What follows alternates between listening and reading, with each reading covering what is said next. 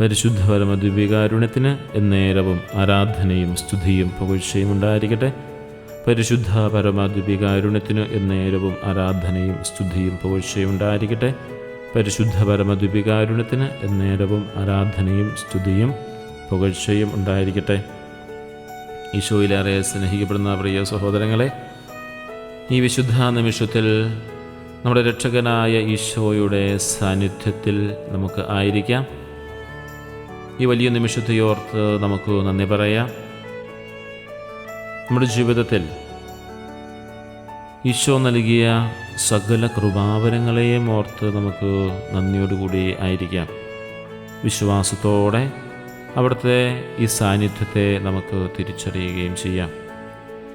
നമ്മുടെ ഹൃദയങ്ങളിൽ ഒരുപാട് സന്തോഷങ്ങളുണ്ട്, ഒരുപാട് വേദനകളുണ്ട്, ഒരുപാട് സ്വപ്നങ്ങളുണ്ട്. അതെല്ലാം ഈശോയ്ക്ക് നമുക്ക് സമർപ്പിക്കാനായി സാധിച്ച് ശാന്തമായി അവിടുത്തെ സൗധത്തിൽ ആയിരിക്കണം. നമ്മളൊത്തിരി നിയോഗങ്ങൾ ഒരുപക്ഷെ തമ്പുരാനെ സംബന്ധിച്ച് കൊണ്ടുവരാനായിട്ട് പറയുവാനായിട്ട് കൊണ്ടുവന്നിട്ടുണ്ടാവാം. മനസ്സിൽ അതിനെക്കുറിച്ചായിരിക്കും ചിന്തിച്ചു കൊണ്ടിരിക്കുക. അതിപ്പോൾ നമ്മളതിനെക്കുറിച്ച് ടെൻഷൻ അടിക്കേണ്ട ആവശ്യമൊന്നുമില്ല. ശാന്തമായി ഈശോയുടെ ഈ ദിവ്യകാരുണ്യ സാന്നിധ്യത്തിൽ എല്ലാം മറന്ന് ഇരിക്കാനായി ശ്രദ്ധിക്കുക. അവിടുന്ന് നമ്മെ സ്നേഹിക്കുന്നു, ആശ്വസിപ്പിക്കുന്നു. പൂർണ്ണ ഹൃദയത്തോടെ നമുക്ക് അവിടുത്തെ സവിധത്തിൽ ആയിരിക്കാം. മർക്കോസിൻ്റെ സുവിശേഷം 9-ാം അധ്യായം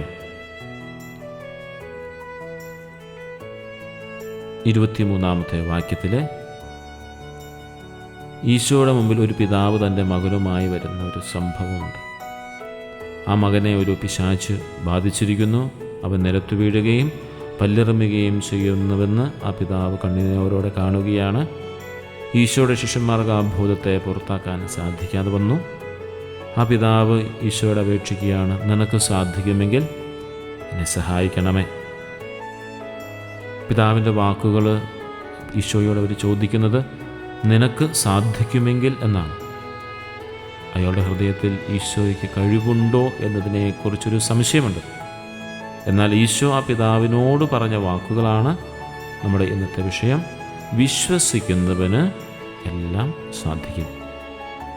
പലപ്പോഴും നമ്മുടെ ജീവിതത്തിലും നമ്മളും ഒരു പരിധിവരെ ഈ പിതാവിനെ പോലെ ചിലപ്പോഴൊക്കെ ഈശോയെ നിനക്ക് സാധിക്കുമെങ്കിൽ എന്ന് പറയേണ്ട ഒരവസ്ഥ ഒരുപക്ഷെ ചിലപ്പോൾ നമ്മളുടെ ജീവിതത്തിലൊക്കെ ഉണ്ടായിട്ടുണ്ടാവാം. പക്ഷേ ആ ഒരു ചോദ്യം ചോദിച്ചിട്ട് നമ്മൾ പോവുക ചെയ്യുന്നത്, ഈശോയെ നിനക്ക് സാധിക്കുമോ, ഈ ഒരു കാര്യം എന്നിൽ നിന്ന് മാറ്റിത്തരാനാണ് സാധിക്കുമോ എന്നൊരു ചോദ്യമാണ് പലപ്പോഴും നമ്മൾ ചോദിക്കുന്നത്. പക്ഷേ ഈ പിതാവ് തൻ്റെ മകനു വേണ്ടി ആ ഒരു ചോദ്യം ചോദിച്ചിട്ട് ഓടി പോവുകയല്ല ചെയ്തത്, മറിച്ച് ഈശോയുടെ മറുപടിക്ക് വേണ്ടി അവൻ കാത്തിരുന്നു എന്നുള്ളതാണ്.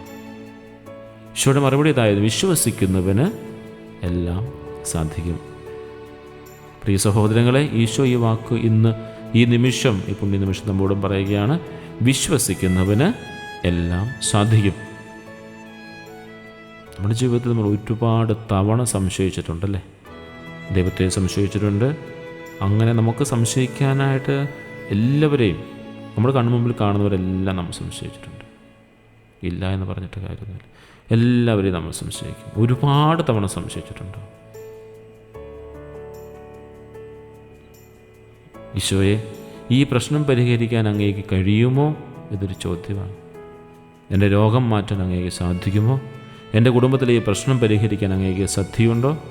എൻ്റെ സാമ്പത്തിക ബുദ്ധിമുട്ട് മാറ്റാൻ ഈശോയെ നിനക്ക് സാധിക്കുമോ? ഇങ്ങനെ ഒത്തിരി ചോദ്യങ്ങൾ ചോദിക്കുകയാണ്. ഒത്തിരി ചോദ്യങ്ങൾ തമ്പുരാൻ ചോദിക്കാം. നിനക്ക് സാധിക്കുമോ, സാധിക്കുമോ, സാധിക്കുമോ? ഈശോ ഇതിനെല്ലാം മറുപടിയായിട്ട് ഒരേ ഒരു ചോദ്യമേ ചോദിക്കുന്നുള്ളൂ. നമ്മൾ പല കാര്യങ്ങൾ തമ്മിലാണ് ചോദിക്കുന്നത്. രോഗം മാറാനായിട്ട് സാധിക്കുമോ? എനിക്ക് ജോലി കിട്ടാനായിട്ട് നിനക്ക് സാധിക്കുമോ? എൻ്റെ സാമ്പത്തികമായ ബുദ്ധിമുട്ടുകൾ മാറാനായിട്ട് പറ്റുമോ? എൻ്റെ പഠനത്തെ സഹായിക്കാൻ പറ്റുമോ? കുടുംബത്തിലെ പ്രശ്നങ്ങൾ മാറാനായിട്ട് പറ്റുമോ? ദുശീലങ്ങൾ മാറ്റാനായിട്ട് സാധിക്കുമോ? ഇങ്ങനെ കുറേ ചോദ്യങ്ങളൊക്കെ മാറ്റാനായിട്ട് നിനക്ക് ശക്തിയുണ്ടോ, സാധിക്കുമോ എന്ന് ചോദിക്കുമ്പോൾ ഇതിനെല്ലാറ്റിനും കൂടി ഈശോ ആകെ ഒരേ ഒരു ചോദ്യമേ നമ്മളോട് തിരിച്ച് ചോദിക്കുന്നുള്ളൂ. നീ വിശ്വസിക്കുന്നുണ്ടോ? നമ്മൾ വിശ്വസിക്കുമ്പോൾ ത്രിത്വിക ദൈവത്തിൽ വിശ്വസിക്കുമ്പോൾ നമുക്ക് എല്ലാ കാര്യങ്ങളും സാധ്യമാകും. കാരണം നമ്മുടെ വിശ്വാസമാണ് ഈശോയുടെ ശക്തിയെ നമ്മുടെ ജീവിതത്തിലേക്ക് കൊണ്ടുവരുന്നത്. ഈശോയുടെ ജീവിതത്തിൽ മുഴുവൻ നോക്കിയോ, ഈശോ അത്ഭുതങ്ങളും അടയാളങ്ങളും പ്രവർത്തിക്കുന്നതിന് മുമ്പ് തൻ്റെ മുമ്പിൽ വരുന്നവരുടെ വിശ്വാസത്തെ ഈശോ എപ്പോഴും ശ്രദ്ധിക്കുന്നുണ്ട്. ആ വിശ്വാസത്തിൻ്റെ ആഴം ഈശോ പലപ്പോഴും പ്രഖ്യാപിക്കുകയും ചെയ്യുന്നുണ്ട്. ഒരുവനിൽ പോലും ഇതുപോലെയുള്ളൊരു വിശ്വാസം ഞാൻ കണ്ടിട്ടില്ല എന്ന് ഈശോ പറയുകയാണ്. എത്രമാത്രം വിശ്വാസത്തിന് തമ്പുരാൻ പ്രാധാന്യം കൊടുക്കുന്നുണ്ടെന്ന് പറയും.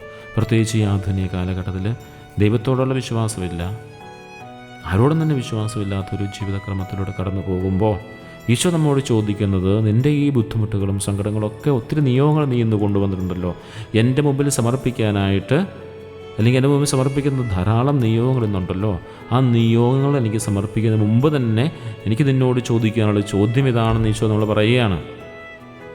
ഒറ്റ ചോദ്യമേ ഉള്ളൂ, നീ വിശ്വസിക്കുന്നുണ്ടോ? ഞാൻ നിൻ്റെ രക്ഷകനും കർത്താവുമാണെന്ന് വിശ്വസിക്കുന്നുണ്ടോ? ഞാൻ നിനക്ക് വേണ്ടി പാടുപിടകൾ സഹിച്ചു മരിച്ച് ഉദ്ധാനം ചെയ്ത് നിനക്ക് വേണ്ടി മരിച്ച രക്ഷകനാണ് എന്ന്, ഉദ്ധാനം ചെയ്ത രക്ഷകനാണെന്ന് വിശ്വസിക്കുന്നുണ്ടോ? നമ്മുടെ വിശ്വാസ പ്രമാണത്തിൽ എത്ര തവണ നമ്മൾ വിശ്വസിക്കുന്നു എന്ന് ഏറ്റു പറയുന്നതല്ലേ? അത് പലപ്പോഴും ആന്തരികമായി പോയിട്ടുണ്ടോ? നമുക്കിന്ന് ഒരു തവണയെങ്കിലും ഈ ആരാധന കഴിയുമ്പോൾ ഒരു തവണയെങ്കിലും വിശ്വാസപൂർവ്വം ആ വിശ്വാസ പ്രമാണം നമുക്കൊന്ന് ഏറ്റുചൊല്ലാനായിട്ട് സാധിക്കണം. നമ്മൾ കടന്നു പോകുന്ന വേദനകളെയും കഷ്ടപ്പാടുകളെയും എല്ലാം ഈശോ കാണുന്നുണ്ട്. ആ സമയത്തും തമ്പുരാൻ്റെ മുമ്പിൽ നിലവിളിക്കുമ്പോൾ ഈശോ ചോദിക്കുന്നതുള്ളൂ, നീ വിശ്വസിക്കുന്നുണ്ടോ? അവിടെ നമ്മെ അത്രമാത്രം സ്നേഹിക്കുന്നു. അതുകൊണ്ടാണ് ആ പിതാവിൻ്റെ സംശയം നിറഞ്ഞ ചോദ്യത്തിന് പോലും ഈശോ സ്നേഹത്തോടെ മറുപടി നൽകിയത്. നിനക്ക് സാധിക്കുമെങ്കിൽ എന്ന് പറഞ്ഞ പിതാവിനോട് ഈശോ ക്ഷോഭിച്ചില്ല. ഞാനെന്ന് അത്രയ്ക്കും കഴിവില്ലാത്തവനാണെന്ന് നീ വിചാരിച്ചോ? ഞാൻ ചെയ്ത അത്ഭുതങ്ങളും അടയാളങ്ങളൊന്നും നീ കാണുന്നില്ലേ? ഞാൻ ആരാണെന്ന് നിനക്കറിയാം? ഇങ്ങനെയുള്ള ഒരു ചോദ്യവും എന്നാൽ എന്നോട് എനിക്ക് കഴിയുമോ എന്ന് ചോദിച്ചതല്ലേ, അവൻ കുറച്ചും കൂടെ വെയിറ്റ് ചെയ്യട്ടെ. ഇങ്ങനെയൊന്നും ഒരു ക്ഷോഭമോ ഒരു ഭാവവ്യത്യാസമോ ഈശോയിൽ കാണുന്നില്ല. മറിച്ച് വിശ്വാസത്തിൻ്റെ വലിയ വാതിലുകൾ ഈശോ അവന് വേണ്ടി തുറന്നു കൊടുക്കുകയാണ് ചെയ്തേക്കുന്നത്. ഈ നിമിഷം നമ്മുടെ ജീവിതത്തിലെ എല്ലാ ഭാരങ്ങളും രോഗങ്ങളും സാമ്പത്തിക ബുദ്ധിമുട്ടുകളും സംശയത്തിൻ്റെ ഹൃദയത്തിലെ സംശയങ്ങളും ഒക്കെ മാറ്റി നിർത്തിയിട്ട് പൂർണ്ണ ഹൃദയത്തോടെ ഈശോയിൽ നമുക്ക് വിശ്വസിക്കാം. ഈശോയെ എനിക്ക് വിശ്വസിക്കാൻ കഴിവ് നൽകണമേ എന്ന് കൂടി നമുക്ക് പ്രാർത്ഥിക്കാം. പ്രിയ സഹോദരങ്ങളെ, ഈ നിമിഷം നമുക്ക് വിശ്വാസപൂർവ്വം നമുക്ക് നമ്മുടെ നിയോഗങ്ങളെ സമർപ്പിക്കാം. രോഗങ്ങൾ, വേദനിക്കുന്നവർ, സാമ്പത്തിക ബുദ്ധിമുട്ടുകൾ വലയുന്നവർ, ഒറ്റപ്പെട്ടു പോയവരെല്ലാം നമുക്ക് ഈശോയുടെ മുമ്പിൽ സമർപ്പിക്കാം. നമ്മുടെ ജീവിതത്തിൽ വിശ്വാസം കുറഞ്ഞ നിമിഷങ്ങളെ ഓർത്ത് നമുക്ക് പശ്ചാത്തപിക്കാം. ഈശോയെ, ഞങ്ങളുടെ വിശ്വാസം വർദ്ധിപ്പിക്കണമേ എന്ന് നമുക്ക് പ്രാർത്ഥിക്കാം. നമ്മുടെ ജീവിതത്തിൽ അവിടുത്തെ അത്ഭുതങ്ങൾ കാണാനായി നമുക്ക് പ്രാർത്ഥിക്കാം. നമ്മുടെ ജീവിതത്തിൽ ഈശോയെ നമുക്ക് മുറുകെ പിടിക്കാം. തമ്പുരാനെ മുറുകെ പിടിച്ചുകൊണ്ട് നമുക്ക് മുന്നോട്ട് പോകാം. നമ്മുടെ എല്ലാ നിയോഗങ്ങളും വിശ്വാസപൂർവ്വം നിമിഷം നമുക്ക് സമർപ്പിക്കാം. ഈ ആരാധന തീരുന്നതോടുകൂടി ശാന്തമായി കുറേ സമയം ഇരുന്നുകൊണ്ട് അവിടുത്തെ